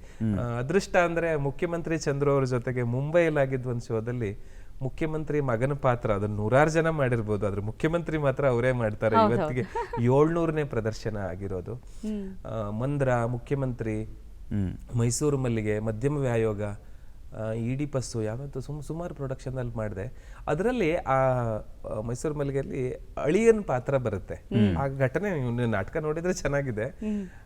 ಹುಡುಗಿ ನೋಡಕ್ ಹೋಗೋ ಸೀನ್ ಅದು. ಹುಡುಗಿ ನೋಡಕ್ ಹೋದಾಗ ಕಾಫಿ ತಂದು ಕೊಡ್ತಾರೆ, ಅವರೆಕಾಳು ಉಪ್ಪಿಟ್ಟು ಮಾಡಿದ್ದು ಅದೆಲ್ಲ ಕತೆ ಹೇಳ್ತಾರೆ. ಅವರು ಆ ಹುಡುಗಿ ಹಾಡ್ತಾ ಇರೋವಾಗ ಅರ್ಧಕ್ಕೆ ಅವಳಿಗೆ ಮರ್ತ ಹೋಗುತ್ತೆ ಹಾಡು. ಇವನು ಹಾಡಕ್ ಶುರು ಮಾಡ್ಬಿಡ್ತಾನೆ. ಹುಡುಗ ಯಾಕೆ ಅಂತ ಕೇಳಿದ್ರೆ, ಹುಡುಗಿ ಹೆಂಗಿದ್ರು ಪರವಾಗಿಲ್ಲ ನನಗೆ, ಅವ್ರಿಗೆ ನರಸಿಂಹಸ್ವಾಮಿ ಅವ್ರ ಹಾಡು ಬರುತ್ತೆ ಅಂದ್ರೆ ನಂಗೆ ಹುಡುಗಿ ಓಕೆ ಅಂತ. ಹಂಗಾಗಿ ಅಂದ್ರೆ ಅಷ್ಟು ಅದು ಆ ಸಾಧ್ಯತೆ ಸರ್. ಕನ್ನಡದ ಕವಿಗಳು, ಸಾಹಿತಿಗಳು ಕಟ್ಟಿಕೊಟ್ಟ ಪ್ರಪಂಚ ಇದೆಯಲ್ಲ, ನಮ್ಮ ಜೀವನನ ಇನ್ನಷ್ಟು ಉತ್ಕರ್ಷಕ್ಕೆ, ಆನಂದಕ್ಕೆ ಕಾರಣ ಮಾಡಿಕೊಡುತ್ತೆ ಅಂತ. ನೀವು ನೋಡಕ್ ಹೋದಾಗೂ ಹೀಗೆ ಆಗಿತ್ತೆ ಸರ್? ನಿಜ ಹೇಳ್ಬೇಕು ಅಂದ್ರೆ ನನ್ನ ಹುಡುಗಿ ನೋಡೋ ಕಾರ್ಯಕ್ರಮನೇ ಇಟ್ಕೊಂಡಿಲ್ಲ ಅಂತ. ಅದು ಇನ್ನೆಲ್ಲೋ ಆಗೋಯ್ತು. ಅವಾಗ ಹಾಡೋ ಅವಕಾಶ ಇರಲಿಲ್ಲ. ಅಲ್ಲ, ನೀವು ಕಲಾ ಗಂಗೋತ್ರಿ ತಂಡದಲ್ಲಿ ನಟನೆ ಅಷ್ಟೇ ಅಲ್ಲ, ಹಲವಾರು ನಾಟಕಗಳಿಗೆ ಈ ರಂಗ ಸಜ್ಜಿಕೆ ಆಗಿರ್ಬೋದು, ವಸ್ತ್ರ ವಿನ್ಯಾಸ, ಅದರಲ್ಲೂ ಕೂಡ ತೊಡಗಿಸ್ಕೊಂಡಿದ್ದೀರಿ. ಹೇಗೆ ಆಸಕ್ತಿ? ಅಲ್ಲ, ಅದು ಏನಂದ್ರೆ ಕೆಲವೆಲ್ಲ ಅನಿವಾರ್ಯತೆನೆ ಮಾಡಿಸೋದಮ್ಮ. ಈ BV ರಾಜಾರಾಮ್ ಇದಾರಲ್ಲ, ಕಲಾ ಗಂಗೋತ್ರಿ ನಿರ್ದೇಶಕರು, ಅವರು ನಮ್ಮಲ್ಲಿರೋ ಹಲವು ಸಾಧ್ಯತೆಯನ್ನ ಹೆಕ್ಕಿ ತೆಗೆದು ಬಿಡ್ತಾರೆ. ತುಂಬಾ ಶ್ರೇಷ್ಠ ನಿರ್ದೇಶಕರು. ನಮ್ಮ ಹತ್ರ ಏನ್ ಸಾಧ್ಯ ಇದೆ ಅಂತ ಅವರೇ ಅರ್ಥ ಮಾಡ್ತಾರೆ. ನಾನು ಚಿತ್ರಕಲಾ ಪರಿಷತ್ತಿಂದ ಬಂದಿದ್ದು ಅಂತ ಗೊತ್ತಾಗ್ತಿರೋಂಗೆ, ಮಾಡ್ರಿ ಅದ್ ಬ್ಯಾಕ್ ಡ್ರಾಪ್ ಮಾಡ್ರಿ, ಅದೊಂದು ಅವ್ರು ಕರ್ಕೊಳ್ರಿ ಇವ್ರು ಕರ್ಕೊಳ್ರಿ ಅಂತ ಹೇಳಿ ಹಂಗೆ ಮಾಡಿಸ್ಬಿಡೋದು. ಆಮೇಲೆ ನೀವು ನಾಳೆ ಬೆಳಗ್ಗೆ ಸ್ವಲ್ಪ ಶ್ರೀರಾಮ್ಪುರಕ್ಕೆ ಬರ್ಬೇಕಲ್ಲ ಅಂತ, ಏನೊಂದಷ್ಟು ಬಟ್ಟೆ ತಗೊಳಕ್ಕಿದೆ, ಈಡಿಪಸ್ಗೆಲ್ಲ ಕಾಸ್ಟ್ಯೂಮ್ ಡಿಸೈನ್ ಮಾಡ್ಬೇಕು ಬನ್ನಿ ಅಂತ. ಅಲ್ಲೋಗಿ ಬಟ್ಟೆ ಇದಾಗುತ್ತಾ ಅದಾಗುತ್ತಾ ನಮ್ಮ ಹತ್ರನೇ ಹೇಳಿ ಇದು ಮಾಡಿಸಿ, ಆಮೇಲೆ ಕಾಸ್ಟ್ಯೂಮ್ ಡಿಸೈನ್ ಮಾಡೋವಾಗ್ಲು ಇದೊಂದು ಸ್ವಲ್ಪ ಇಲ್ಲಿ ಫೋಲ್ಡ್ ಮಾಡಿಸ್ರಿ, ಡ್ರಾಯಿಂಗ್ ಮಾಡಿ ತೋರಿಸಿ ಅದು ಹೆಂಗೆ ಮಾಡಬೇಕು ಅಂತ ಅವ್ರಿಗೆ ಅಂತ ಎಲ್ಲ ನಮ್ಮ ಕೈಲೇ ಮಾಡಿಸ್ಬಿಟ್ಟು ಏನೂ ಆಗಲೇ ಇಲ್ಲ ಅನ್ನೋಂಗೆ ಇದ್ಬಿಡ್ತಾರೆ. ಅವರದು ತುಂಬ ವಿಶೇಷ. ಆ ಥರದ ಅವಕಾಶಗಳೆಲ್ಲ ಬಂದು ಒಂದಷ್ಟು, ಈಗ ರಂಗ ಸಜ್ಜಿಕೆ ಅಂದರೆ ಏನು, ಬೆಳಕಿನ ವಿನ್ಯಾಸ ಅಂದರೆ ಏನು, ಒಂದು ಕಾಂಪೋಸಿಷನ್ ಅಂದರೆ ಹೇಗಿರಬೇಕು, ನಾಟಕದಲ್ಲಿ ಒಂದು ಸಂಯೋಜನೆ ಇರಬೇಕಲ್ಲ. ಈ ಸುಮ್ಮನೆ ಇರೋದು ಕಲೆ ಅಲ್ಲ. ಈಗ ಇದನ್ನು ತುಂಬ ಸಹಜವಾಗಿ ಗಣೇಶ್ ಅವರು ತುಂಬ ಚೆನ್ನಾಗಿ ತೋರಿಸ್ತಾರೆ. ಅದನ್ನ ತುಂಬ ರಿಯಲ್ ಅನ್ಸೋದು ಆರ್ಟ್ ಆಗೋದಿಲ್ಲ, ತುಂಬ ಓವರ್ ಮಾಡಿದ್ರೆ ಆರ್ಟಿಫಿಷಿಯಲ್ ಅನ್ಸುತ್ತೆ. ಸೊ ವಾಸ್ತವಕ್ಕೂ ಕಲೆಗೂ ಇದರಲ್ಲಿ ಏನು ಕೃತಕತೆಗೂ ಮಧ್ಯದಲ್ಲಿದೆ ಅಲ್ವಾ ಕಲೆ. ಈಗ ಸುಮ್ಮನೆ ನಡ್ಕೊಂಡು ಬರೋದು ಸಹಜ ಅನಿಸುತ್ತೆ, ತುಂಬ ಸ್ಟೈಲೈಸ್ ಅನಿಸ್ಬಿಡುತ್ತೆ. ಅದರ ಮಧ್ಯದಲ್ಲಿ ಆರ್ಟ್ ಇದೆ, ನೀವು ಅದನ್ನು ಹುಡ್ಕೊಳ್ಬೇಕು ಅಂತ. ಎಲ್ಲ ಕಡೆಯೂ ಇರೋದು ಹಾಗೆ. ಅದು ನೃತ್ಯದಲ್ಲಿರ್ಬೋದು, ಶಿಲ್ಪದಲ್ಲಿರ್ಬೋದು, ಚಿತ್ರದಲ್ಲಿರ್ಬೋದು, ಎಲ್ಲ ಕಡೆಯಲ್ಲೂ ನನಗನ್ಸೋದು ಆ ಕಲೆ ಲೈನನ್ನು ಕಂಡುಕೊಳ್ಳೋದು. ಆಮೇಲೆ ಒಂದು ಹಂತ ಆದಮೇಲೆ ಇದು ಇಲ್ಲಿಗೆ ನಿಲ್ಲಿಸ್ಬೇಕು ಅಂತ. ಜಾಸ್ತಿ ಓವರ್ ವರ್ಕ್ ಮಾಡಿದ್ರು ಕೂಡ ಹಾಳಾಗ್ಬೋದು. ಅಡುಗೆಲೂ ಹಾಗೆ ಇರ್ಬೋದು, ಎಲ್ಲ ಕಲೆಯಲ್ಲೂ ಹಾಗೆ ಇರ್ಬೋದು. ಖಂಡಿತ ಸರ್. ಇನ್ನು ಕಲೆ ಅಂದ ತಕ್ಷಣ ಸಮಗ್ರ ಕಲೆ ಒಂದಕ್ಕೊಂದು ನಂಟಿದೆ ಅಂತಲೇ ಹೇಳ್ಬೋದು. ಸಾಹಿತ್ಯ, ಸಂಗೀತ, ನಾಟಕ, ಕಲೆ ಪ್ರತಿಯೊಂದಕ್ಕೂ ಕೂಡ ಒಂಥರ ಬಿಡಿಸಲಾರ್ದ ಬಂಧ. ಈಗ ನಿಮ್ಮ ಮರಳು ಕಲೆಯ ಜೊತೆಗೆ ಸಂಗೀತವನ್ನು ಹೇಗೆ ಬೆಸೆದುಕೊಂಡ್ರಿ? ಅಂದರೆ ಹರಿಹರನ್ ಅವರ ಗಜಲ್ಗೂ ನೀವು ಚಿತ್ರವನ್ನು ಬಿಡಿಸಿದ್ದೀರಿ, ಸೋನು ನಿಗಮ್ ಅವರ ಗಾಯನಕ್ಕಾಗಿರಬಹುದು. ಈ ರೀತಿಯ ಒಂದು ಸಂಗೀತದ ಜೊತೆಗೆ ಹೇಗೆ ಅದು ಪ್ರಭಾವ? ಕತೆ ಹೇಳ? ಖಂಡಿತ ಹೇಳಿ. ನಾರಾಯಣ ಮುನಿ ಅಂತ, ಇದು ವಿಷ್ಣು ಧರ್ಮೋತ್ತರದಲ್ಲ ಎಲ್ಲೋ ಬರೋದು. ನಾರಾಯಣ ಮುನಿ ಹತ್ರ ವಜ್ರ ಅಂತ ಒಂದು ಅರಸ ಬರ್ತಾನೆ. ಬಂದು ನನಗೆ ಶಿಲ್ಪಕಲೆ ಹೇಳ್ಕೊಡಿ ಗುರುಗಳೇ ಅಂತ ಕೇಳ್ತಾರೆ. ಅವ್ರು ಹೇಳ್ತಾರೆ, ಶಿಲ್ಪಕಲೆ ಅರ್ಥ ಆಗ್ಬೇಕು ಅಂದ್ರೆ ಚಿತ್ರ ಗೊತ್ತಿರ್ಬೇಕಪ್ಪ, ಚಿತ್ರ ಕಲ್ತ್ಕೊಂಡ್ರೆ ಆಗುತ್ತೆ ಶಿಲ್ಪಕಲೆ ಮಾಡೋದಕ್ಕೆ ಅಂತ ಹೇಳ್ತಾರೆ. ಆಯ್ತು, ಚಿತ್ರನೇ ಹೇಳ್ಕೊಡಿ ಅಂತ ಹೇಳ್ತಾರೆ. ಚಿತ್ರ ಹೇಳ್ಕೊಡಿ ಅಂತ ಹೇಳಿದಾಗ ಅವ್ನು ಚಿತ್ರ ಸುಮ್ಮನೆ ಬರಲ್ಲಪ್ಪ, ನಿನಗೆ ನೃತ್ಯ ಗೊತ್ತಿದ್ರೆ ಮಾತ್ರ ಚಿತ್ರ ಮಾಡ್ಬೋದು. ಯಾಕೆಂದ್ರೆ ಬಾಡಿ ಪೋಸ್ಚರ್ಸೇ ಗೊತ್ತಿಲ್ಲದೆ ಇದ್ರೆ ಚಿತ್ರ ಮಾಡೋಕ್ಕಾಗಲ್ಲ. ಆ ಅಂಗಭಂಗಿಗಳು ಗೊತ್ತಿದ್ರೆ ಮಾತ್ರ ಚಿತ್ರ ಮಾಡ್ಬೋದು. ಹಾಗಾಗಿ ಚಿತ್ರ ಕಲ್ತ್ಕೊಳ್ಬೇಕು ಅಂತ ಹೇಳ್ತಾರೆ. ಆಯ್ತು, ಚಿತ್ರನೇ ಹೇಳ್ಕೊಡಿ ಅಂತ ಹೇಳ್ತಾರೆ. ನೃತ್ಯ ಹೇಳ್ಕೊಡಿ. ನೃತ್ಯಕ್ಕೆ ಗೊತ್ತಿರ್ಬೇಕಾದ್ರೆ ಸಂಗೀತ ಗೊತ್ತಿರ್ಬೇಕಪ್ಪ, ಸಂಗೀತ ಗೊತ್ತಿರೋ ತಾಳ ಲಯದ ಜ್ಞಾನನೇ ಇಲ್ಲದೆ ಇದ್ರೆ ನೃತ್ಯ ಮಾಡೋಕ್ಕಾಗೋದಿಲ್ಲ. ಹಾಗಾಗಿ ಸಂಗೀತ ಗೊತ್ತಿರಬೇಕು ಅಂತ. ಸಂಗೀತನೇ ಹೇಳ್ಕೊಡಿ ಅಂತ ಹೇಳ್ತಾರೆ. ಸಂಗೀತಕ್ಕೆ ಗೊತ್ತಿರ್ಬೇಕಾದ್ರೆ ಸಾಹಿತ್ಯ ಗೊತ್ತಿರಬೇಕು. ಸಾಹಿತ್ಯ ಗೊತ್ತಿಲ್ಲದೆ ಇದ್ರೆ ನಿಮಗೆ ಹೇಗೆ ಅದನ್ನು ಕಲ್ಸಕ್ಕೆ ಆಗೋದಿಲ್ಲ. ಸಾಹಿತ್ಯ ಕಲ್ತ್ಕೋಬೇಕು. ಸಾಹಿತ್ಯ ಕಲ್ತ್ಕೊಳ್ಬೇಕು. ಆಯ್ತು, ಸಾಹಿತ್ಯನೇ ಹೇಳ್ಕೊಡಿ. ಅದಕ್ಕೆ ಅಕ್ಷರ ಜ್ಞಾನ ಆಗಬೇಕು, ವ್ಯಾಕರಣ ಗೊತ್ತಿರಬೇಕು. ಅಲ್ಲಿ ಎಲ್ಲಿಂದ ಶುರುವಾಗಿದ್ದು? ಶಿಲ್ಪಕಲೆ. ನಾವು ಇವತ್ತು ಎಲ್ಲ ತೊಂದರೆ ಆಗ್ತಾ ಇದೆ ಅಂತ ನೀವು ವಿಚಾರ ಮಾಡಿದ್ರೆ, ಏನೋ ನಾನು ಕಲ್ತ್ಬಿಟ್ಟಿದ್ದೀನಿ ಅಂತಲ್ಲ, ನಾನು ಹೇಳೋದು ಇದು ಎಲ್ಲದರ ಸಂಸರ್ಗ ನಿಮಗಿದ್ರೆ ನೀವು ಒಂದು ಪರಿಪೂರ್ಣ ಕಲಾವಿದರು ಆಗಕ್ಕೆ ಸಾಧ್ಯ ಅಂತ. ನನಗೆ ಆ ಥರದಲ್ಲಿ ನಮ್ಮ ನಾಡಿನಲ್ಲಿ ಅಂತ ಶ್ರೇಷ್ಠ ಕಲಾವಿದರು ಕಾಣಿಸ್ತಾರೆ. ಏನಾಗಿದೆ, ಹಂಗಿರೋದ್ರಿಂದ ನಿಮ್ಗೆ ಒಂದು ಕಲೆ ಇನ್ನೊಂದು ಕಲೆಗೆ ಪೂರಕ ಅಂತ ಅನಿಸಿದಾಗ ನಿಮ್ಮ ಕಲೆ ಇನ್ನಷ್ಟು ಉತ್ಕೃಷ್ಟ ಆಗ್ಬೋದು, ಅಥವಾ ಅದರ ಜೊತೆ ನೀವು ಬೆಸ್ಕೊಳ್ಳೋದಕ್ಕೆ ಸುಲಭ ಆಗ್ಬೋದು. ಈಗ ಏನಾಗಿದೆ, ಚಿತ್ರಕಲಾವಿದರು ಡಾನ್ಸ್ ನೋಡಲ್ಲ, ಡಾನ್ಸರ್ಸ್ ಚಿತ್ರ ನೋಡೋದಿಲ್ಲ. ಇವೆರಡೂ ಗೊತ್ತಿದ್ರೆ ಶಿಲ್ಪ ನೋಡೋದಿಲ್ಲ, ಶಿಲ್ಪ ಗೊತ್ತಿದ್ದ ಒಂದು ಸಾಹಿತ್ಯಗೋಷ್ಠಿಗೆ ಬರಲ್ಲ, ಕವಿ ಸಮ್ಮೇಳನಕ್ಕೆ ಬರೋ ಒಂದು ಚಿತ್ರಕ್ಕೆ ಗೊತ್ತಿಲ್ಲ. ಒಂದಕ್ಕೊಂದು ಎಲ್ಲ ನಾವು ಏನು ಕಂಪಾರ್ಟ್ಮೆಂಟ್ ಮಾಡ್ಕೊಂಡ್ಬಿಟ್ಟಿದ್ದೀವಿ, ನಮಗೂ ಅವ್ರಿಗೂ ಸಂಬಂಧ ಇಲ್ಲ ಅಂತ. ಈಗ ಒಂದು ಬುಕ್ ರಿಲೀಸ್ಗೆ ಎಷ್ಟು ಜನ ಆರ್ಟಿಸ್ಟು, ಎಷ್ಟು ಜನ ಡಾನ್ಸರ್ಸ್ ಬರ್ತಾರೆ, ಇಲ್ಲ ಯಾವ್ದಾದ್ರು ಒಂದು ಡಾನ್ಸರ್ ಅಂಕೇಟ್ರಮ್ಗೆ ಯಾವ ಪೇಂಟರ್ ಬರ್ತಾರೆ, ಸಾಹಿತಿಗಳ ಕಾರ್ಯಕ್ರಮ ಸಂಬಂಧವೇ ಇಲ್ಲ ಅಂತ ಮಾಡ್ತಿದೀವಲ್ವಾ. ಅದು ಏನೋ ನನ್ನ ಅದೃಷ್ಟ. ನನಗೆ ನೀವು ಆಗ್ಲೇ ಕೇಳಿದ 2 ಪ್ರಶ್ನೆಯಲ್ಲೂ ಬಂತಲ್ವಾ, ನಾನು ಶತಾವಧಾನಿಗಳ ಜೊತೆ ಒಂದಷ್ಟು ಸಾಹಚರ್ಯ ಸಂಸರ್ಗ ಏರ್ಪಟ್ಟಿರೋದ್ರಿಂದ ಇರಬಹುದು. ನನಗೆ ಸಂಗೀತ, ನೀವು ಪದ್ಮಾ ಸುಬ್ರಹ್ಮಣ್ಯಂ ಅವರು ಡಾನ್ಸ್ ಇಂದ ಹಿಡಿದು ಬಿರ್ಜು ಮಹಾರಾಜ, ಯಾವ ಕಲಾವಿದರು ಹೇಳಿ, ನಾನು ಅವ್ರ ಕಲಾವಿದರು ಅಲ್ಲಿ ಮುಂದೆ ಹೋಗಿ ಕುತ್ಕೊಂಡು ಲೈವ್ ಕಾರ್ಯಕ್ರಮಗಳು ನೋಡ್ತೀನಿ ಇವತ್ತಿಗೂ. ವಾರದಲ್ಲಿ 2 ಅಂದ್ರೆ ನಿಮ್ಗೆ ಕರ್ನಾಟಕದಲ್ಲಿ ಪುಸ್ತಕ ಬಿಡುಗಡೆ ಅಂತ ಆಗೋದಷ್ಟು ಆಲ್ಮೋಸ್ಟ್ ಬೆಂಗಳೂರಿನಲ್ಲಿ BPO ಅಡಿಯ ರೋಡಲ್ಲಿ ಅಂದ್ರೆ ತಿಂಗಳಲ್ಲಿ 1 ದಿವಸ ನಾವಲ್ಲಿ ಇರ್ತೀವಿ. ಅಂದ್ರೆ ಆ ಬಳಗನೇ ಇದೆ ಒಂದಿಷ್ಟು, ಅಲ್ಲಿ ಹೋಗ್ತೀವಿ. ಅಂದ್ರೆ ಎಲ್ಲ ಕಲಾವಿದರು ಸಾಹಿತಿಗಳು ಇವ್ರ ಜೊತೆಗೆ ಸೇರ್ಕೊಳ್ಳೋದು. ಹಾಗೆ ಮಾತಾಡುವಾಗ ಏನಾಗುತ್ತೆ, ಹರಿಹರನ್ ಅವ್ರ ಗಜಲ್ ಜೊತೆ ಒಂದು ದಿವಸ ಮಾಡೋಣ ಸರ್, ಅವ್ರು ಗಜಲ್ ಹೇಳ್ತಾ ಇರ್ತಾರೆ, ನೀವೊಂದು ಚಿತ್ರ ಮಾಡ್ಬೋದಾ. ನಾಟಕದಲ್ಲಿ ರಂಗಭೂಮಿ ಆಕ್ಟ್ ಮಾಡ್ತಾ ಇರೋವಾಗ ಹಿಂದ್ಗಡೆ ಪರದೆ ಬೇಕಲ್ವಾ, ಪರದೆ ಲೈವ್ ಯಾಕೆ ಆಗಬಾರ್ದು ಅಂತ ಒಂದಿನ ಯೋಚನೆ. ಒಂದು international theatre festival Mulla Nasruddin ನಾಟಕ ರಂಗಶಂಕರದಲ್ಲಿ ಅವರು ಅರುಂಧತಿ ನಾಗ್ ಅವ್ರು ಕೇಳ್ಬಿಟ್ರು, ನಮ್ಗದು ಬೇಕೇ ಬೇಕ್ರಿ. ಈಗ ಮುಲ್ಲಾ ನಸರುದ್ದೀನ್ ಡೆಸರ್ಟ್ ಅಲ್ಲಿ ಹೋಗ್ತಾ ಇದ್ದಾನೆ ಅಂದ್ರೆ ನೀವು ಡೆಸರ್ಟ್ ಮಾಡಬೇಕು ಸ್ಯಾಂಡಾರ್ಟ್ ಅಲ್ಲಿ. ಸೂಪರ್ ಐಡಿಯಾ, ಮಾಡೋಣ. ಅವ್ನಿಗೆ ಕಾಡಿಗೆ ಹೋಗ್ತಾ ಇದ್ದಾನೆ ಅಂದ್ರೆ ಕಾಡಿಗೆ ಮಾಡಬೇಕು ಅಂತ ಎಲ್ಲ ಹಾಗೆ ಮಾಡಿದ್ವಿ ಲೈವ್. ಇಡೀ ರಂಗಭೂಮಿ ಬ್ಯಾಕ್ ಸ್ಟೇಜ್ ಅಂತ ಏನಿದೆ ಅದೆಲ್ಲ ಸ್ಯಾಂಡ್ ಆರ್ಟ್ನಲ್ಲಿ ಲೈವ್ ಮಾಡು. 10 ಮಾಧ್ಯಮಗಳಿಗೆ ಶುರುವಾಗೋಯ್ತು. ಏನು, ಯಾರ್ದೋ ಬರ್ತ್ಡೇನ ಹೆಂಗೆ ಡಿಫ್ರೆಂಟ್ ಆಗಿ ಮಾಡ್ಬೋದು, ಬರ್ತ್ಡೇನ ಸ್ಯಾಂಡ್ ಆರ್ಟಲ್ಲಿ ಮಾಡೋಣ ರೀ, ಅದನ್ನ ಕೇಕ್ ಎಲ್ಲ ಸ್ಯಾಂಡಲ್ಲೇ ಮಾಡೋದು. ಇದು eco friendly art. First thing, ಪ್ರಕೃತಿಗೆ ಏನು ಹಾನಿ ಇಲ್ಲ, ಮತ್ತೆ ಏನು ನಷ್ಟ ಆಗೋದಿಲ್ಲ. ಅಲ್ಲಿರೋಷ್ಟು ಸ್ಯಾಂಡು ಅಲ್ಲೇ ಇರುತ್ತೆ, ಮತ್ತೆ ಅದನ್ನ ಮತ್ತೆ ಉಪಯೋಗಿಸ್ಬೋದು. ಬಣ್ಣ, ಬ್ರಷ್, ಪೇಂಟು, ಇದರಿಂದ ಕೆಮಿಕಲ್ ಅಂತಿಲ್ಲ, ಪೇಪರ್ ಅಂತ ಮರ ಕಟ್ ಮಾಡಬೇಕಾಗಿಲ್ಲ, ತುಂಬಾ ನಿಸರ್ಗಕ್ಕೆ ಸಹಜವಾದ್ದು ಹತ್ತಿರವಾದ್ದು ಆಗುತ್ತೆ. ಒಂದು ಮನುಷ್ಯ ಹುಟ್ಟಿದಾಗ ನೇಮಿಂಗ್ ಸೆರೆಮನಿಯಿಂದ ಹಿಡಿದು ಅವ್ರು 60 ವರ್ಷದ ಶಾಂತಿವರೆಗೂ ವ್ಯಕ್ತಿ ಜೀವನಕ್ಕೆ ತಗೊಂಡ್ರು. ಅಷ್ಟು ಮಾಡಿದ್ದೀನಿ. ಈಗ ನಿನ್ನೆ ಕೂಡ ಒಂದು ಯಾವುದೋ ನೇಮಿಂಗ್ ಸೆರೆಮನಿ. ಇನ್ನು ಮಗು ಹೆಸರನ್ನ ಹೆಂಗೆ ಇಡೋದು, ಎಲ್ಲ ಪೂಜೆ ಮಾಡಿರ್ತೀರಾ, ಇನ್ನೊಂದು ಮಾಡಿರ್ತೀರಾ, ಬಟ್ ಹೆಸರನ್ನ ರಿವೀಲ್ ಮಾಡೋದು ಹೆಂಗೆ. ಸ್ಯಾಂಡ್ ಆರ್ಟಲ್ಲಿ ಮಗು ನೀಟಾಗಿ 9 ತಿಂಗಳು ಗರ್ಭದಲ್ಲಿ ಹೇಗೆ ಬೆಳೀತು, ತೊಟ್ಲಲ್ಲಿ ಬಂತು, ತೊಟ್ಲು ಪಕ್ಕದಲ್ಲಿ ಲಾಸ್ಟಲ್ಲಿ ಗಂಡ ಹೆಂಡತಿ ಬಂದು ಮಗುನ ಹೆಸರನ್ನ ಸ್ಯಾಂಡಲ್ ಬರೀತಾರೆ, ಎಲ್ಲರೂ ಸ್ಕ್ರೀನಲ್ಲಿ ನೋಡ್ತಾರೆ. ಹೀಗೆ ಒಂದು ನೇಮ್ ರಿವೀಲಿಂಗ್. ನೀವು ಎಲ್ಲ ಹೇಳ್ತಾ ಇದ್ರೆ ಅದು ನೋಡ್ಬೋಣ ಅನಿಸ್ತಾ ಇದೆ. ಈಗ ಈ ಮಾಡಿರುವಂತಹ ಎಲ್ಲ ಮರಳಿನ ಬಣ್ಣ ಚಿತ್ತಾರಗಳ ಇಲ್ಲಿದೆ, ನೋಡ್ಕೊಂಬರೋಣ ಈಗ.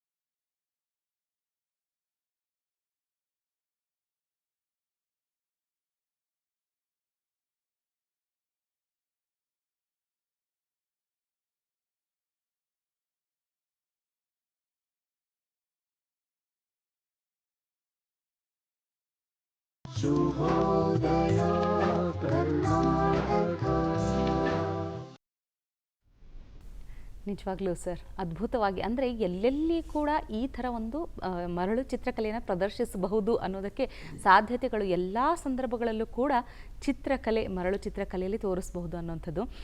ಈಗ ಬರುವಂಥ ಅಂದರೆ ಆಸಕ್ತಿ ಇರುವಂಥವ್ರಿಗೆ ಏನು ಹೇಳೋಕ್ಕೆ ಇಷ್ಟಪಡ್ತೀರಿ? ಅಂದರೆ ಒಂದು ಕಲೆ ಅಂದ ತಕ್ಷಣ ಅದು ನಮಗೆ ಜೀವನವನ್ನು ಕಟ್ಟಿಕೊಡಬೇಕು, ಸಂಪಾದನೆಯನ್ನು ಕಟ್ಟಿಕೊಡಬೇಕು, ಅಂಥ ದಾರಿಗಳು ಎಷ್ಟಿದೆ ಅಂತ ಹೇಳ್ತೀರಿ?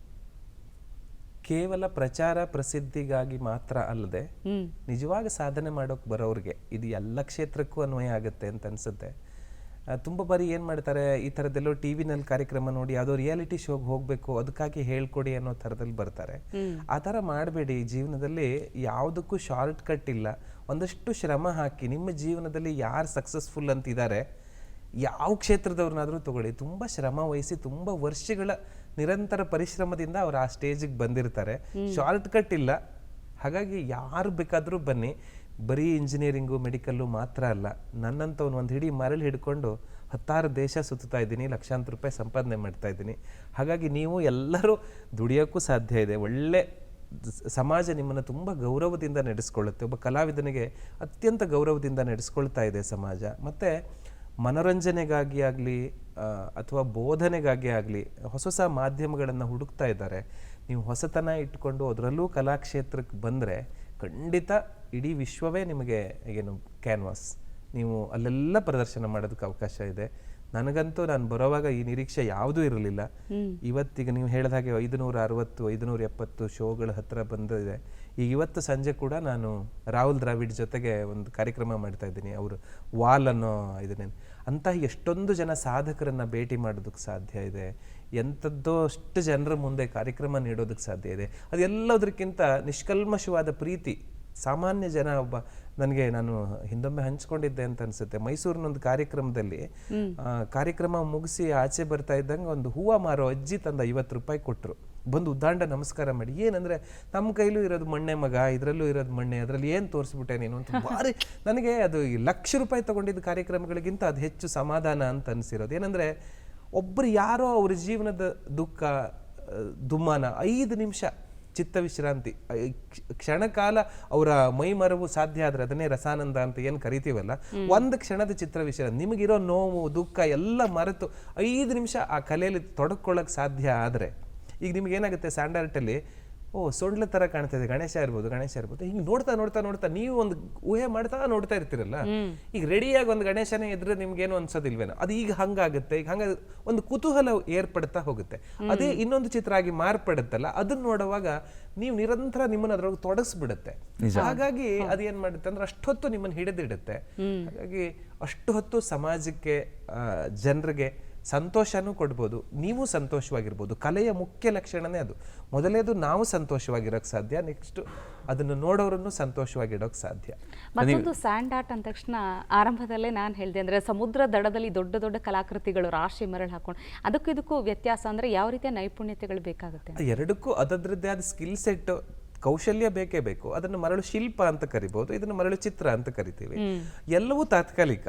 ನೀವು ಮನುಷ್ಯನ ಜೀವನಕ್ಕೆ ಹೋಲಿಸ್ಕೊಂಡಂಗೆ ಹೋಲಿಸ್ಕೊಂಡ್ಬಿಡ್ಬೋದು. ಯಾಕೆಂದ್ರೆ ಅಲ್ಲಿ ನಿರ್ಮಾಣ ಆಗುತ್ತೆ ಮತ್ತೆ ಮರಳೇ ಆಗುತ್ತೆ. ಇಲ್ಲೂ ಕೂಡ ಹಾಗೆ ಮರಳಿಂದ ಮರಳಿಗೆ, ಮಣ್ಣಿಂದ ಮಣ್ಣಿಗೆ ಅಂತ ಹೇಳ್ತೀವಲ್ಲ, ಅದೇ ಕಲೆ ಅಂದ್ರೆ ಕಲೆ, ಅಧ್ಯಾತ್ಮ ಅಂದ್ರೆ ಅಧ್ಯಾತ್ಮ. ಒಂದು ಕ್ಷಣ ನಾವು ಒಳ್ಳೆ ಕೆಲಸ ಮಾಡಿ ಜನರ ಚಿತ್ತದಲ್ಲಿ ಇರ್ತೀವಿ ಅಂದ್ರೆ ಉಳ್ಕೊಳ್ತೀವಿ, ಇಲ್ಲ ಅಂದ್ರೆ ಕೆಟ್ಟ ಕಲಾಕೃತಿ ಇದ್ದಂಗೆ ನೆಕ್ಸ್ಟ್ ಮಿನಿಸಲ್ಲಿ ಯಾವ ಕಾಲನ ಕೈಯಲ್ಲಿ ಅಳಿಸ್ ಹಾಕ್ತಾರಲ್ಲ ಹಾಗೆ. ನೀವು ಒಳ್ಳೆಯವರಾದ್ರೂ ಸಾಯ್ಲೇಬೇಕು, ರಾಮಕೃಷ್ಣ ಸಹಿತ ಪರಂಧಾಮ ಗೈಲೇಬೇಕು. ಹಂಗೆ ಇದು ಒಳ್ಳೆ ಚಿತ್ರ ಆದ್ರೂ ಹೋಗ್ಬೇಕು, ಕೆಟ್ಟ ಚಿತ್ರ ಆದ್ರೂ ಹೋಗ್ಬೇಕು. ಜನರ ಮನಸ್ಸಲ್ಲಿ ಇರೋ ಹಂಗೆ ಇರಬೇಕು ಅಂದ್ರೆ ಒಳ್ಳೆ ಚಿತ್ರ ಆಗಬೇಕು. ನನಗೆ ಮರಳು ಕಲೆ ನಾನು ಯಾವಾಗಲೂ ಹೇಳೋದಿದೆ, ನನಗೆ ಅಧ್ಯಾತ್ಮನೂ ಹೌದು ಕಲೆನೂ ಹೌದು. ನನಗೆ ಆದರ್ಶ ಅದೇ ಪಾಠ ಮಾಡುತ್ತೆ. ಒಂದು ಕ್ಷಣ ನಾವು ಇದ್ದಂಗೆ ಇರೋದಿಲ್ಲ, ಇನ್ನೊಂದಾಗಿ ಮಾರ್ಪಡ್ತೀವಿ. ನಾವೇ ಬಾಲ್ಯ ಕೌಮಾರ ಯೌವನ ಇವತ್ತು ಆಶ್ರಮಗಳು ಚೇಂಜ್ ಆದಾಗೆ ನಮ್ಮ ಜೀವನ ಅನುಭವ ಎಲ್ಲವೂ ಬದಲಾದ ಹಾಗೆ ಆ ಕಲೆನೂ ಹಾಗೆ ಎಲ್ಲವೂ ಬದಲಾಗ್ತಾ ಹೋಗುತ್ತೆ. ಅದರಲ್ಲಿ ಅದು ಜೀವನದ ನಿದರ್ಶನ, ಜ್ವಲಂತ ನಿದರ್ಶನ. ನಾನು ಹಾಗೆ ಕಂಡುಕೊಂಡೆ ಅದ್ರ ಜೊತೆ ತುಂಬ ಸಂತೋಷವಾಗಿ ಕಾಲ ಕಳೀತೀನಿ. ನನಗೆ ಪ್ರತಿ ಕ್ಷಣ ಮರಳು ಕಲೆ ಮುಂದೆ ನಿಂತಾಗ ಮತ್ತೊಂದು ಹೊಸ ಲೋಕನೇ ತೆರೆಕೊಳ್ಳುತ್ತೆ.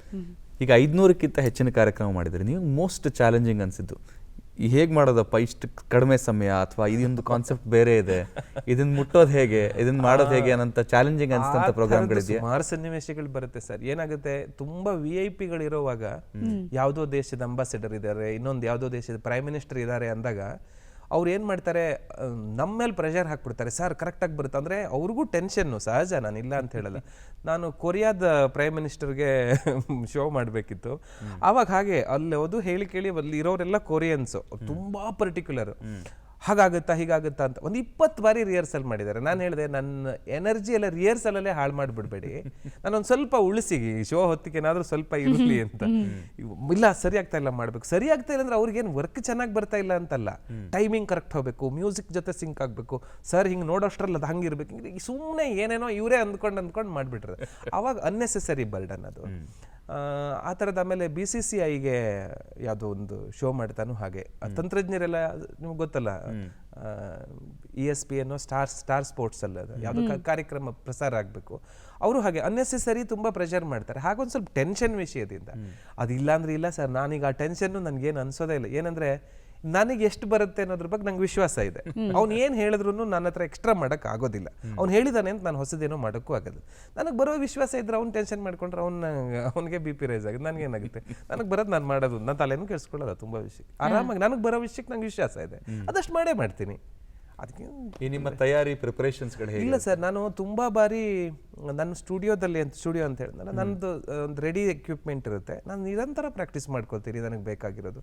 ಯಾವುದಾದ್ರೂ ವಿಶೇಷವಾದ ಸಂಯೋಜನೆಗಳು ಮಾಡುವಾಗ ಅದನ್ನು ಇನ್ನು ಹೇಗೆ ಮಾಡ್ಬೋದು ಅಂತ ಮಾಡಿದ್ದನ್ನೇ ಮಾಡಿ ನನಗೆ ಬೋರ್ ಆಗುತ್ತೆ, ನಮಗೆ ತುಂಬ ಸ್ಟ್ಯಾಗ್ನೆಂಟ್ ಅನ್ಸುತ್ತೆ. ಆದರೆ ಏನಾಗುತ್ತೆ, ಒಬ್ಬ ಸಂಗೀತ ಕಲಾವಿದನಿಗೆ, ಸಿನಿಮಾ ಆಕ್ಟರ್ಗೆ ಇರೋದೇ ಸಮಸ್ಯೆ ನಮಗೂ ಆಗುತ್ತೆ.